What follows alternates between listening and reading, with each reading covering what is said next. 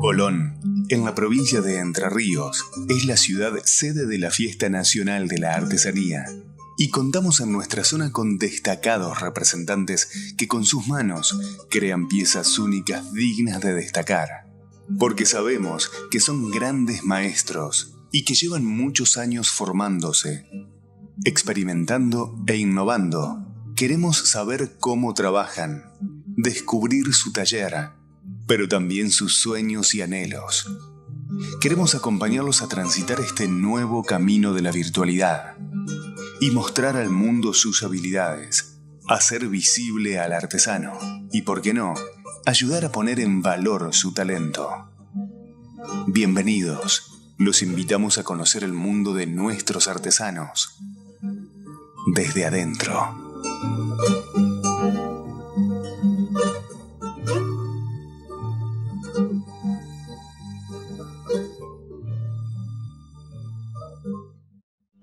Siguiendo con la recorrida de los talleres de los maestros artesanos del departamento de Colón, estamos justamente con una maestra artesana ganadora de la última rueca de plata de la última fiesta que se hizo.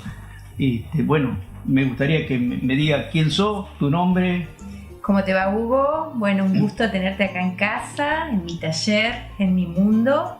Yo soy Dafne Lagrange y, como dijo Hugo, soy artesana textil. Trabajo en telar europeo, que es el telar de la zona, digamos, el más tradicional de la zona. Si bien trabajo también en telar de 8 cuadros, el que más me gusta y el mimado de mi trabajo es este señor que tiene casi 100 años y que tiene 4 cuadros. Así que bueno, te doy la bienvenida a mi casa y bueno, contenta de poder compartir con vos esta charla. ¿Cuántos años hace que trabajas con el telar? Hace ya casi 20 años que trabajo con el telar. En el año 2000, a mediados del 2000, comencé con el telar. En realidad comencé a conocer el telar. El tejido en sí y a presentar mis piezas, te diría que lo habré hecho 1 año y medio, 2 años después que aprendí, porque tuve que empezar totalmente de cero. No sabía ni lo que era un telar, conocía solamente los que había visto en la artesanía. Vos sabés que este telar se llama tijera. Sí, exactamente. Y como vos decís, sí, ha de tener más de 100 años. Y fueron los primeros prototipos de telares que entraron con la inmigración suizo-francesa, para ser más preciso, ¿no? Tal cual. Y este telar te da posibilidad de acuerdo a cómo la pedalera está, es así, ¿no? Cómo vos enhebrás de acuerdo a la pedalera para lograr el dibujo. Exactamente. Explícame eso, a ver cómo. Bueno, el dibujo de cada trabajo que se hace se basa en cómo hago la urdimbre y dispongo los hilos para la urdimbre, como dijiste vos, en los diferentes cuadros. O sea, puedo empezar del 1, puedo empezar del 4, teniendo en cuenta la serie que elegí para ese cuadro. Y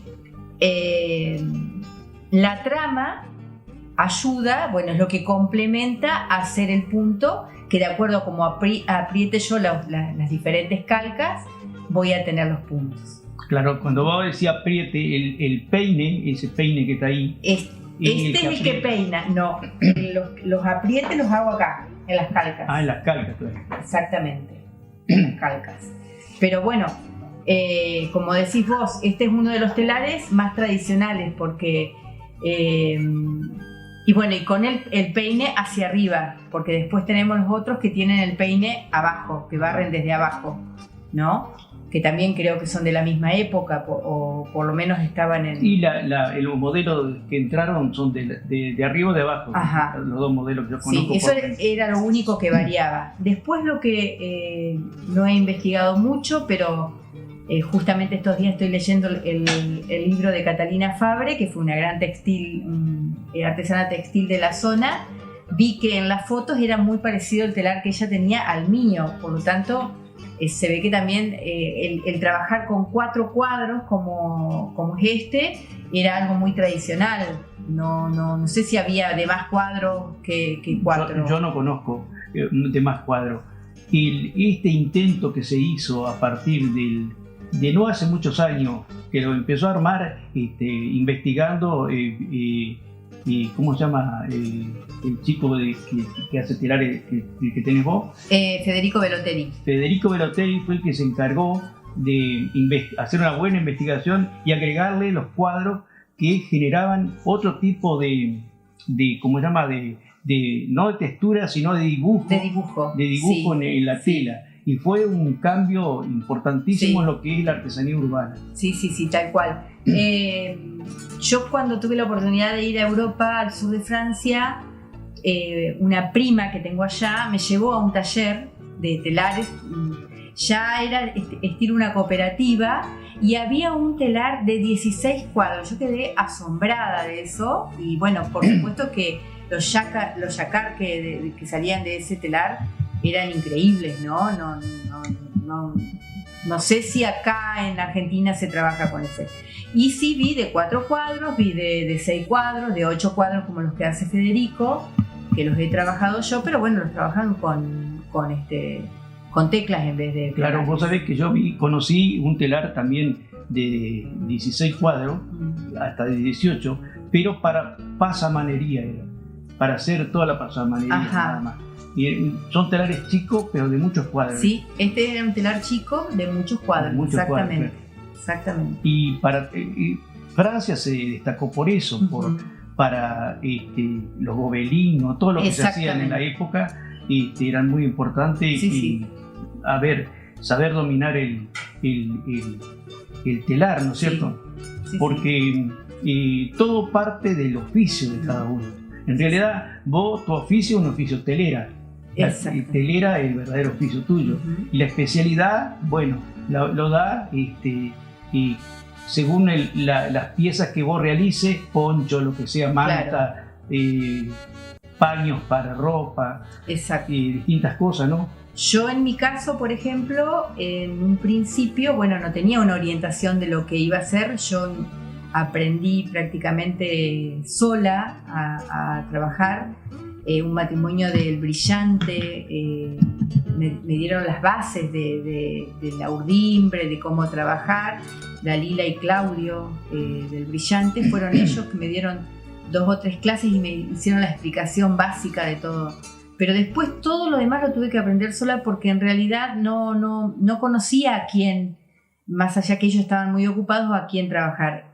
Y bueno, cuando empecé a crecer en eso y a investigar, me di cuenta que lo tradicional no pegaba en mí. No pegaba porque no me sentía cómoda con la lana tan rústica. No la podía trabajar. En realidad me daba mucha alergia, entonces era algo como que le disparaba. Así fue que empecé a orientar mis diseños más a lo urbano, porque si la gente que conoce mi trabajo sabe que yo de la parte tradicional, más allá de ocupar los colores tradicionales y los puntos tradicionales, siempre busco que la prenda sea más de estilo urbano. Sí, ¿no? Por urbano. Claro, por urbano y le busco que sea liviana y fresca debido a que nosotros tenemos un clima que por ahí no acompaña a la lana tan gruesa hoy en día, que tenemos calefacción y todo ese tipo de ambientación que en la época, hace 20 años atrás, no existía acá en la zona y que podía utilizarse lana más gruesa. Hoy en día, por eso decidí trabajar la lana más liviana y bueno, darle la impronta como lo he hecho desde hace 3 o 4 años, gracias a tu guía, porque realmente yo empecé a teñir en tintes naturales gracias a los primeros consejos que me diste vos y que me dio Lula Trejo. Claro, otra maestra textil. Y bueno, decidí volcar mi diseño o caracterizarme por eso, por ser urbano, liviano y tener colores que sean logrados con tintes naturales, ¿no? Vamos a explicarle algo a la gente, porque este es el motivo de todo lo que estamos trabajando, haciendo. Imagínate qué largo tiene que tener el urdido para hacer, por ejemplo, determinada pieza. Bueno, ¿cómo lo calculamos? El urdido, vamos a hablar, por ejemplo, de algo común que la gente conoce, que es una ruana. Una rabo chalina. O chalina. Una chalina. Una chalina. Perfecto, una chalina. Una chalina, para que sea cómoda y envuelva bien, tiene que tener 2,10 metros, ¿no? En este telar, que el desperdicio es muy importante, el que hay entre al finalizar, entre los cuadros y el rodillo trasero, es importante lo que se desperdicia, que en realidad no se desperdicia porque después se usa para flecos, es más o menos de medio metro. Por lo tanto, se tiene que pensar en una chalina de 2,10 metros que quede tejida, ¿no? Sin contar los flecos. En 2,80 metros o 3 metros. Para que te dé esa medida. Claro, y para que los flecos sean el largo que uno quiere, que son de unos 15 centímetros más, de lado a lado. Y de ancho tenemos que calcularle más o menos unos 60 centímetros, que si el tejido tiene que quedar de 60 centímetros, nosotros tenemos que poner una cantidad de hilo que corresponda a unos 75 centímetros. Porque sabemos bien que el telar reduce un montón al ser tejido, o sea, la trama, ¿no?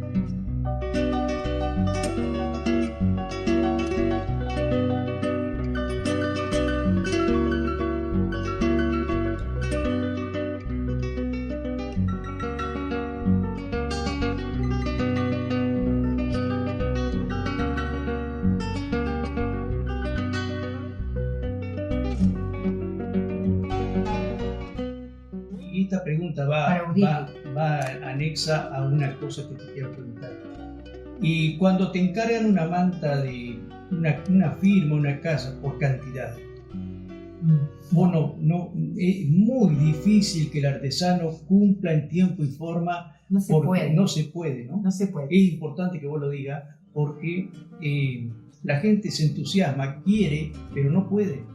Porque estamos ante una situación física y mental también, porque todo eso se junta para poder lograr un pedido que te hacen de, qué sé yo, 5 o 10 mantas mensuales. Imposible. No bueno, y si lo hace eso, no hay irresponsable. Trabajar en serie o en grandes cantidades las piezas artesanales, yo te diría que para un artesano que realmente trabaja solo o trabaja acompañado, pero con todos sus pasos muy artesanales, es imposible poder cumplir con grandes cantidades de piezas. Así estemos hablando de piezas muy sencillas como puede ser una chalina. Vos la podés hacer bien una semana, capaz haces 3, pero ya la otra semana no vas a rendir para el 3. Y seguramente vos tenés que un periodo y una cantidad determinada que no se puede cumplir y que, bueno, supongo que el que lo hace es porque tiene un grupo de personas que trabajan y aunan números de piezas para hacerlo. Pero ahí siempre entra la sospecha que alguien está explotando a alguien. Exactamente, sí. En artesanía se da mucho. Y se da mucho, muchísimo. Claro. Se da mucho porque, bueno, obviamente que el artesano necesita comer.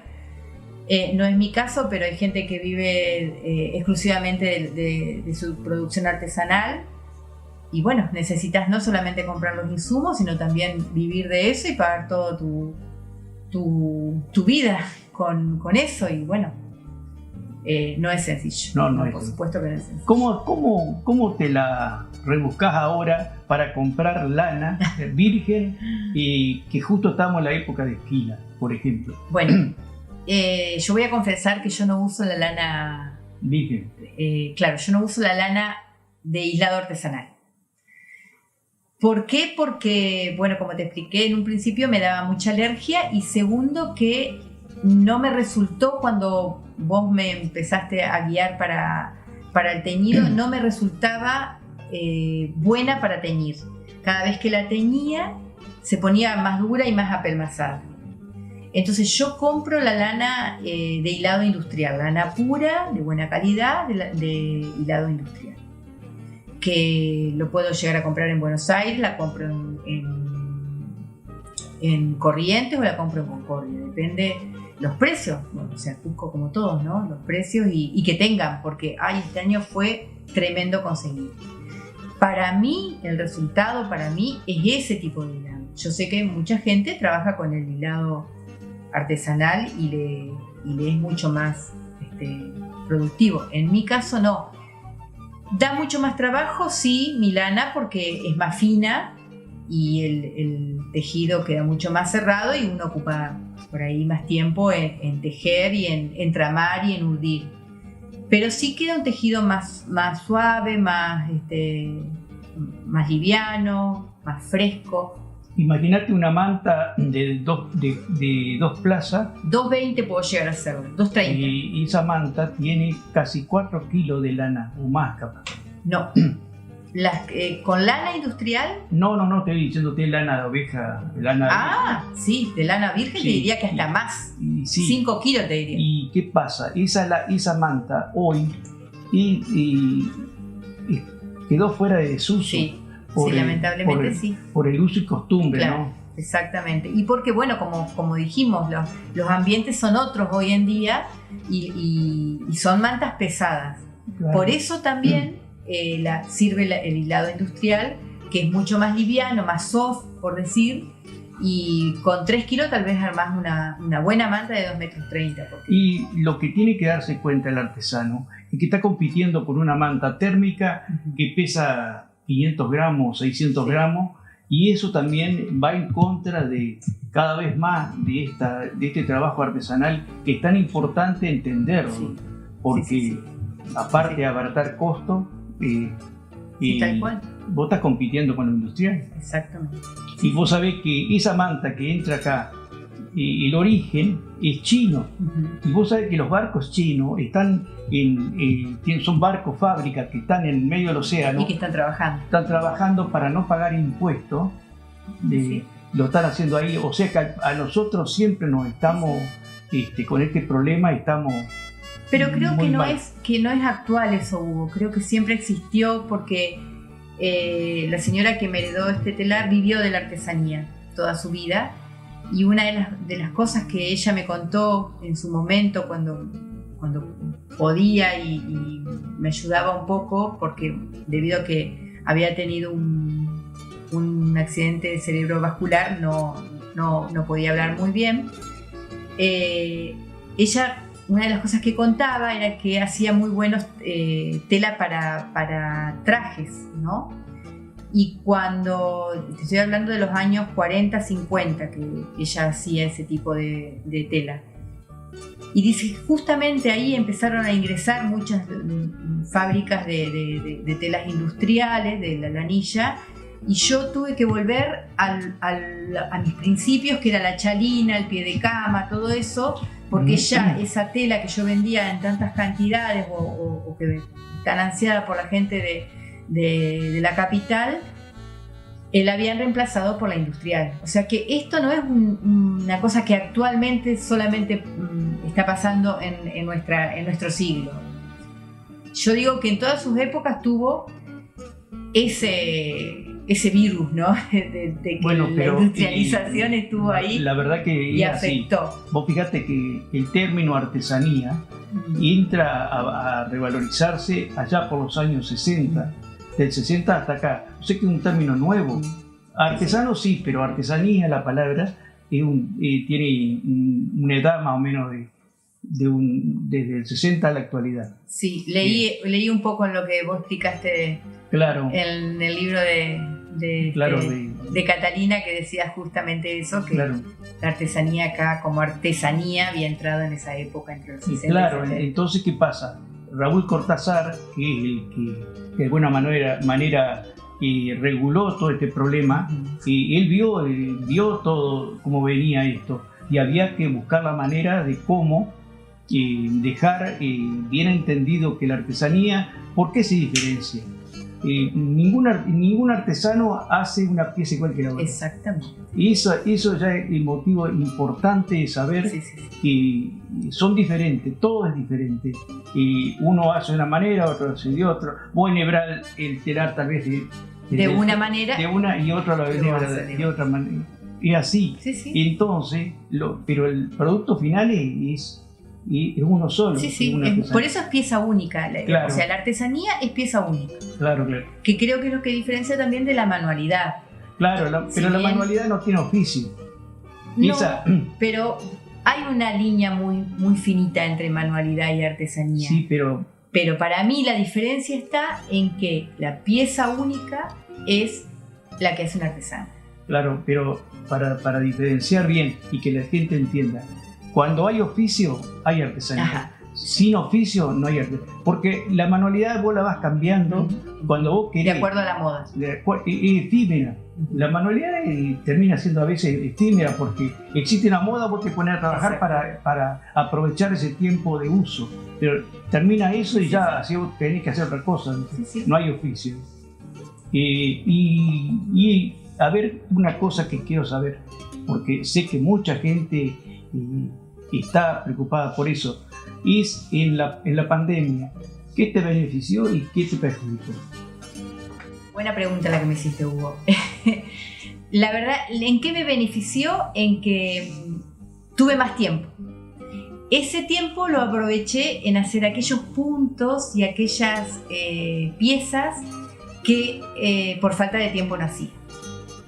Empecé a buscar también tintes o trabajar con tintes naturales que sabía que era complicado hacerlo y que por falta de tiempo no lo hacía, lo hice durante esta pandemia. O sea que, ¿en qué me benefició en eso? En estar mucho más tiempo dentro de casa, con menos tareas laborales por parte de la docencia para hacer, organizarme más con ese tema y ahondar más en cuanto a la producción de trabajo. Y también a la difusión del trabajo. Porque, bueno, investigué un poco más para ver cómo podía promocionar el producto artesanalmente, por eso te digo que empecé a hacer las clases. Grabar una clase no es sencillo, pensé yo que era ponerme frente a la cámara y hablar, y no es así, me di cuenta que no era así, me llevaban tardes enteras, que si no hubiera tenido ese tiempo de pandemia no lo hubiera podido hacer. Así que sí, a mí me benefició. Y también, aunque parezca mentira, vendí bastante. Ah, mira, eso es bueno. Vendí bastante, sí, porque como una de mis fuertes son las mantas de bebé, que siempre las hago durante todo el año, bueno, la gente ya me conoce por las mantas, y bueno, ha venido a pedirme eso, chalinas, pie de cama, eso se dio mucho este invierno. Así que sí, le saqué la producción. Muy bien. Bueno, la artesanía se dice que es el mensaje del alma. Realmente esto va a ser un mensaje para la gente que realmente estima, quiere esta actividad que es la artesanal, y nosotros estamos comprometidos en también divulgar y fomentar todo lo que sea artesanía. Así que yo te agradezco muchísimo y bueno, vamos a seguir mostrando otras cosas porque son importantes y vamos a seguir trabajando en pos de la artesanía. Y yo te agradezco a vos porque si realmente sé que hay alguien acá que se preocupa por difundir el trabajo artesanal, sos vos, y bueno, te agradezco muchísimo que me hayas invitado, que me hayas permitido mostrar a la gente y bueno, invitarlos desde este medio el que quiera acercarse a conocer el oficio, con todo gusto yo estoy brindando mis conocimientos a quien lo quiera. De verdad, que lo quiera de verdad, que no quiera, como dijiste vos, producir en serie ni nada de eso, porque eso no se puede hacer. Son técnicas ancestrales que hay que trabajarlas con paciencia y con mucho esmero. Te agradezco. Gracias a ustedes.